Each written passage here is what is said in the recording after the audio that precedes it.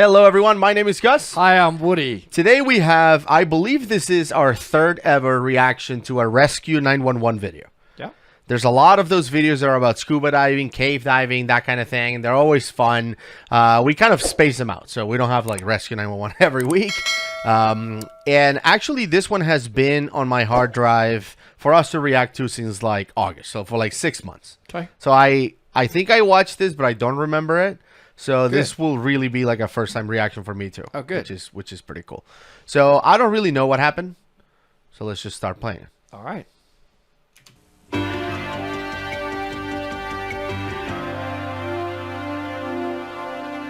On March 19th, 1994, a group of 4 friends, who were all members of a Minnesota rescue team, went diving off the coast of Destin, Florida. What Nice. should have been the trip of a lifetime became a dark reminder that the sea is unforgiving. Captain Kirk.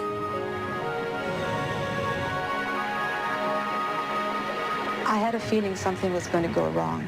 Stop touching Ro stuff. had Touch had it. major cancer surgery a year and a half before with 4 months of chemotherapy, and I knew he was still tired. But I also know what a careful diver he is, and he likes it, and I like him to be happy. This doesn't look like Pensacola at all, by the way, but Cliff Schmidt was the most experienced diver in the group.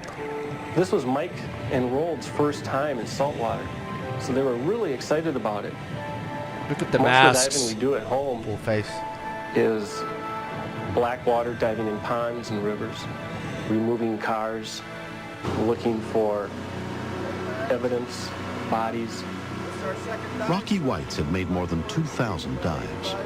It was a 24-hour drive down here, and we didn't get a lot of sleep. Yeah, from Minnesota to Destin, it's Although a he long never dived drive. in the ocean, Mike Hubrid had been freshwater diving for 4 years. Me and Roll Knudsen were partnered up, but between the first and second dive, I felt a little motion sickness, so I just decided just to stay on top. Roll then went over to Cliff and Rocky and asked them if he could partner up with them. Yeah, I'll Take Dramamine. Got Rocky on this side, Always. you on my side, and we'll just dive tight, okay? We really are a close-knit group. We know breathing patterns, we know how people are feeling, so I had no concern. Okay.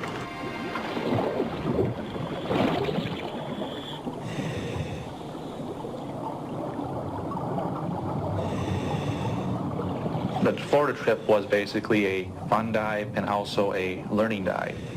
Cliff was training us in nitrox diving. Okay.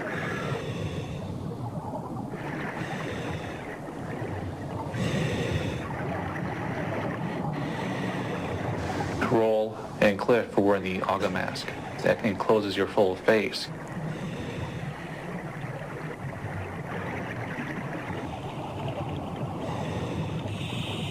"10 to 15 minutes into the dive, I checked my air supply, then grabbed over and checked Rold's.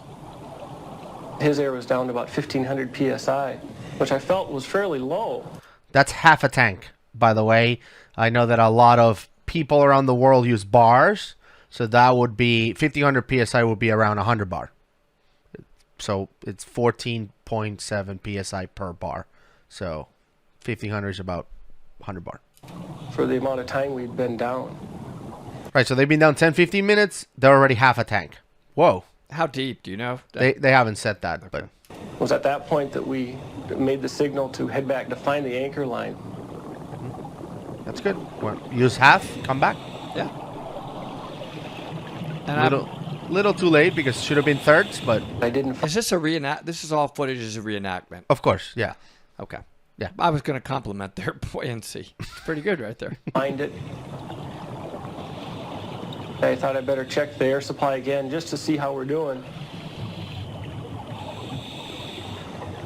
Roll is now down to 1,000 psi, and I was really kind of shocked, thinking that, wow, he's really going through air.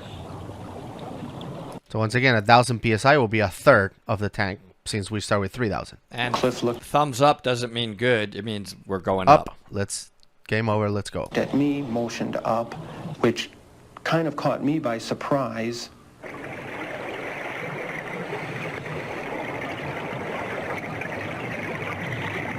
So far so good. Problem. I couldn't see any problem. He looked fine.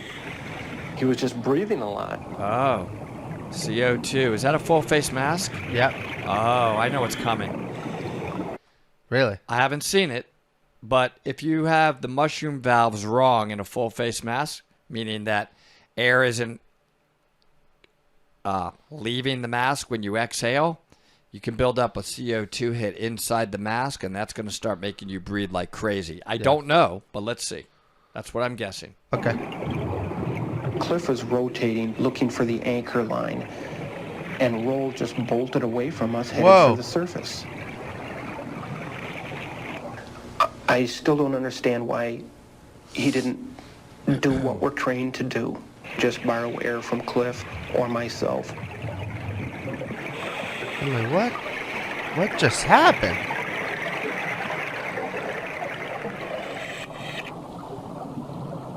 Oh no. Oh, what happened to When I that guy? looked back up, Rold was coming back down towards Whoa. us, face first. Dude.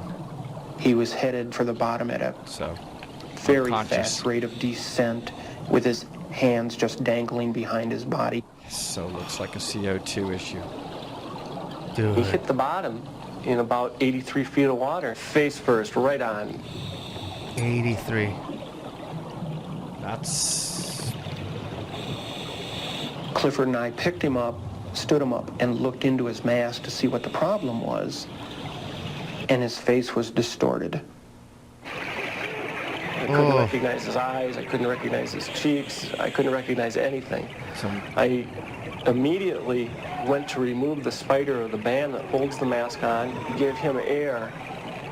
You know, when he fell back down, that may have created this barotrauma injury. I'm just speculating, right? Imagine coming back Yeah, all the down pressure. and you're not clearing, you're not equalizing, you're not Because blowing you're out your unconscious. nose. You can't do that little bit to clear. Yeah. Wow, maybe that happened as well. But what caused him to go unconscious, we haven't heard yet.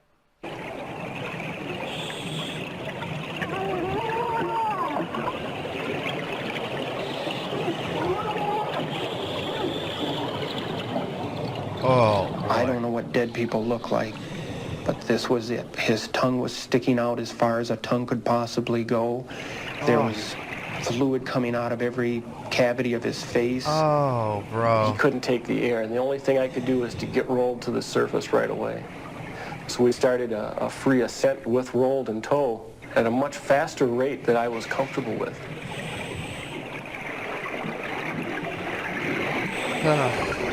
Dude, this is so bad. And so rare. This would be Very rare. nothing more than an exercise in bringing a corpse to the surface.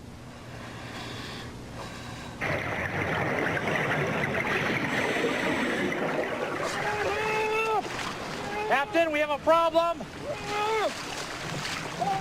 So glad they surfaced near the boat, though. All I was thinking is that, my God, somebody that I had certified, I had known as a personal friend, I took him on a dive, and now he's dead. I don't know what happened. It's hard. Sucked back to the bottom. You just couldn't tell it was him. That's where it's described as a big, gigantic hickey.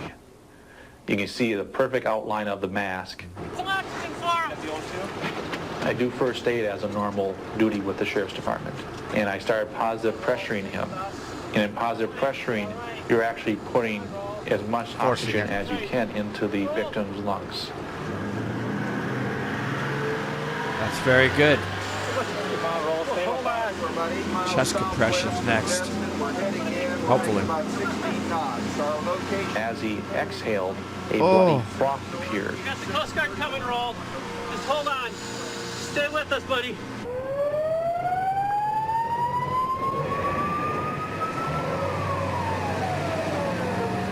Hold on, we're going to be there in a minute. Within Coast Guard, hold on. 3 minutes, they had a pulse back. Unbelievable. If I were to ever be involved in a diving accident, I would want that same group of people to be there for me. Wow. Wow. The Coast Guard boat brought Okaloosa County paramedic Dan Harris to the scene. Diving. We brought him up from 83 feet unconscious. He looked like the old sci-fi human fly type thing. His whole face was probably going on a half again its normal size. My fear is, can I get this man to a dive chamber alive?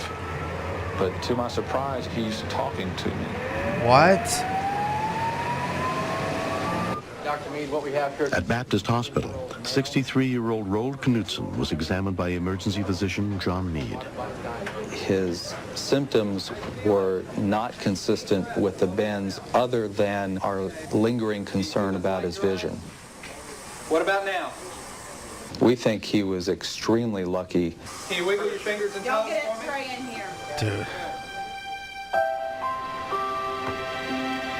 A year has passed since the incident. Wow. I felt the last breath, and I looked at my gauge, and I was at 30 feet. And that's the last I remember. I passed out like a light switch and went plummeting to the bottom. Every time I hit the ball in front of my face, I get a face full of sand. All of my diving friends from the past 10 years thought, why did this happen to Roald? He's always been one of our more cautious divers. Wow. But on this trip, we made several mistakes. We should have rested for a whole day. I was probably 15 pounds overweighted. The biggest mistake I made was not watching my gauges.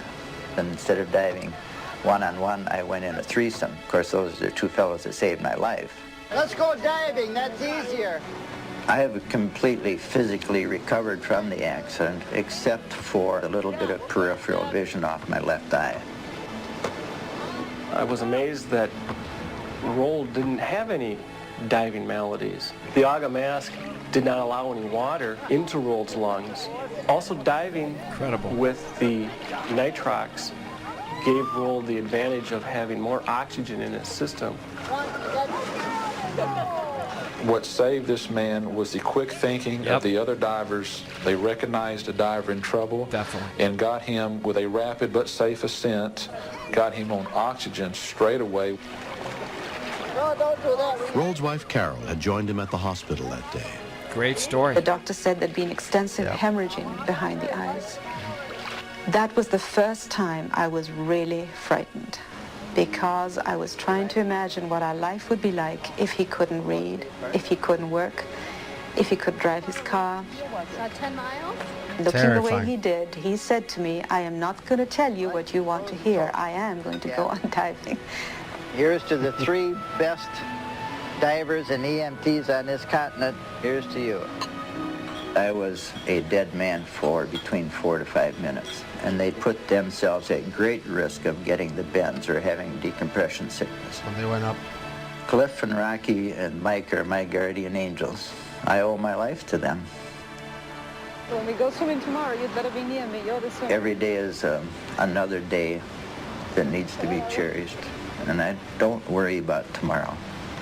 I've got a lot of good years left in me if I don't break any more rules. Next. He was basically at the end of his rope.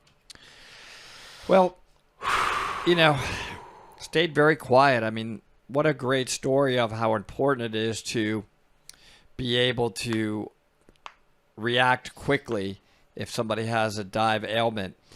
And the other thing, though, that I kind of wish they would have talked about is what caused it. A full face mask takes specialized training. Absolutely. And I just don't know why he went unconscious like that. But reacting quickly, getting him on oxygen, man, that you saw him Positive reenacting that they were doing chest compressions, it saved his life. Absolutely. And I think, you know, one of the important things here is the fact that these divers kind of, their training kicked in. And why I think that becoming a rescue diver is so important.